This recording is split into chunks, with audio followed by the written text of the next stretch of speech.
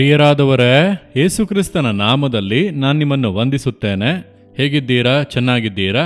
ಯಾವುದೋ ಒಂದು ಕಾರ್ಯದಲ್ಲಿ ನಿಮಗೆ ಸಮಸ್ಯೆ, ಅದರಿಂದ ಬಿಡಿಸಲ್ಪಡಬೇಕು, ಯಾವುದೋ ಒಂದು ಇಕ್ಕಟ್ಟಿನಿಂದ ಬಿಡುಗಡೆ ಹೊಂದಬೇಕೆಂದು ತವಕಿಸುತ್ತಾ ಇದ್ದೀರಾ? ಇಂದು ನಿಮಗೆ ಬಿಡುಗಡೆಯ ದಿನ.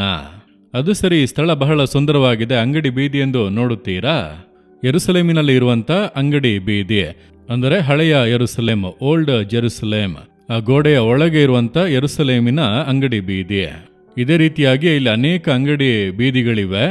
ನೀವು ಇದರೊಳಗೆ ಹೋಗಿ ತಿಳಿಯದೇ ಇದ್ದರೆ ನೀವು ಹಾಗೆ ಸುತ್ತುತ್ತಾ ಇರಬೇಕು ಅಷ್ಟೇ. ಅಷ್ಟು ಅಂಗಡಿಗಳಿವೆ, ಅಷ್ಟು ಅಂಗಡಿ ಬೀದಿಗಳಿವೆ. ಜನರು ಕೂಡ ಅಷ್ಟು ಬ್ಯುಸಿಯಾಗಿದ್ದಾರೆ. ಬಂದು ಹೋಗುವುದು, ಸಾಮಾನುಗಳನ್ನು ಖರೀದಿಸುವುದು, ಎಲ್ಲ ಸಾಮಾನುಗಳು ಕೂಡ ಇಲ್ಲಿ ಸಿಗುತ್ತವೆ ಈ ಅಂಗಡಿ ಬೀದಿಯಲ್ಲಿ. ಇದೊಂದು ಚಿಕ್ಕ ಜಾಗ, ಆದರೆ ಇಲ್ಲಿ ಅನೇಕ ಅಂಗಡಿ ಬೀದಿಗಳಿವೆ. ನೀವು ಒಳಗೆ ಹೋಗುತ್ತಾ ಹೋಗುತ್ತಾ ನೋಡಬಹುದು. ಸರಿ, ದೇವರು ಯಾವ ವಾಕ್ಯವನ್ನು ಹೇಳುತ್ತಾರೆ ಎಂಬುದಾಗಿ ಅಂದುಕೊಂಡರೆ, ಯೆರೆಮೀಯ 39ನೇ ಅಧ್ಯಾಯ 18ನೇ ವಾಕ್ಯದಲ್ಲಿ, ನಿನ್ನನ್ನು ರಕ್ಷಿಸುವೆನು. ದೇವರು ಹೇಳುತ್ತಾರೆ, ನನ್ನ ಮಗನೇ ನಿನ್ನನ್ನು ರಕ್ಷಿಸುವೆನು, ನನ್ನ ಮಗಳೇ ನಿನ್ನನ್ನು ರಕ್ಷಿಸುವೆನು. ಯಾವುದೊಂದು ಇಕ್ಕಟ್ಟಿನಲ್ಲಿ ಸಿಲುಕಿದ್ದೀಯಲ್ಲ, ನಾನು ನಿನ್ನನ್ನು ರಕ್ಷಿಸುವೆನು.